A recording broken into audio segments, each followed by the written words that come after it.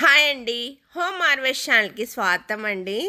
ఈరోజు వీడియో వచ్చేసి మన లక్ష్మీ పాలతో నెయ్యి తయారు చేశానమాట.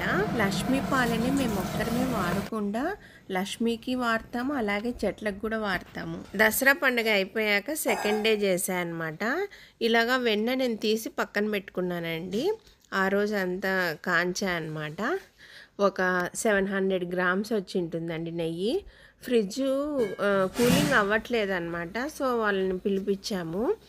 ఇవన్నీ కూలింగ్ లేక అంతా కరిగిపోయాయి అన్నమాట. నేను జున్ను పాలు ఇవన్నీ అలాగే పెట్టాను, మరి చేసుకోవచ్చు అనేసి. అవన్నీ పాడైపోయాయి. అవన్నీ నేను చెట్లకే వేసానమాట. ఇది పన్నీర్ చేసాము. లక్ష్మీ పాలతో ఒక 4-5 సార్లు పన్నీర్ చేసామండి. అలాగే కోవా కూడా చేశాను. ఈ వాటర్ని నేను ఆవుకి దానాలో ఇస్తాను, అలాగే చెట్లకు కూడా నేను పోస్తాను అనమాట. ఇలాగా క్రీమీగా ఉంటాయి పాలు లక్ష్మీవి. చూడండి ఎంత క్రీమ్ ఉందో. ఇవి పచ్చిపాలు అన్నమాట.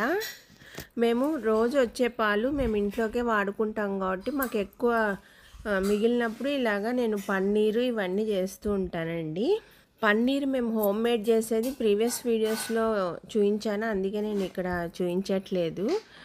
ఇది జస్ట్ ఒక మెమొరీ లాగా అనమాట. లక్ష్మీ పాలతో పుంగనూరు ఆవులు పాలలో చాలా పోషక విలువలు ఉంటాయి. ఆయుర్వేదిక్ మెడిసిన్లో కూడా వాడతారు. నేను ఆ పాల గురించి కూడా ప్రీవియస్ వీడియోలో చెప్పాను. నేను ఇలాగా పాలు తోడేసినప్పుడు మీగడ తీసి పెట్టేస్తానండి.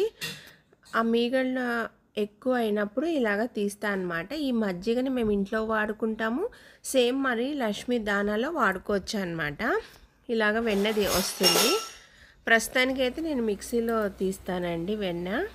చూడండి ఇలా ఉంటుంది. టేస్ట్ కూడా చాలా బాగుంటుంది అనమాట. చేసినప్పుడు తిన్నా కానీ బాగుంటుంది. అలాగే మేము కర్రీస్లలో వేస్తాము, మా పిల్లలు ఉట్టిగా కూడా తింటారు.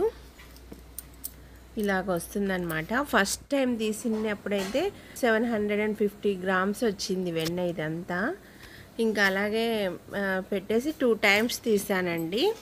నెయ్యి కాంచినప్పుడు నాకు 2 బాటిల్స్ వచ్చింది, అంటే అది కూడా ఒక 1/2 కిలో అనుకోండి. ఇది కృష్ణాష్టమి రోజు తీసా అనమాట ఫస్ట్ టైము. చాలా మటుకు నేను గుళ్ళకి ఇస్తూ ఉంటానండి పాలు, అభిషేకంకి.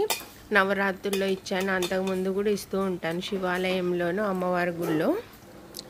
ఈ ఇయర్ ఆవు పాలు మన లక్ష్మీవి గుళ్ళో ఇవ్వడం చాలా హ్యాపీగా ఉందండి. కొని ఇవ్వడం కన్నా మన ఇంట్లో పాలు ఇవ్వడము.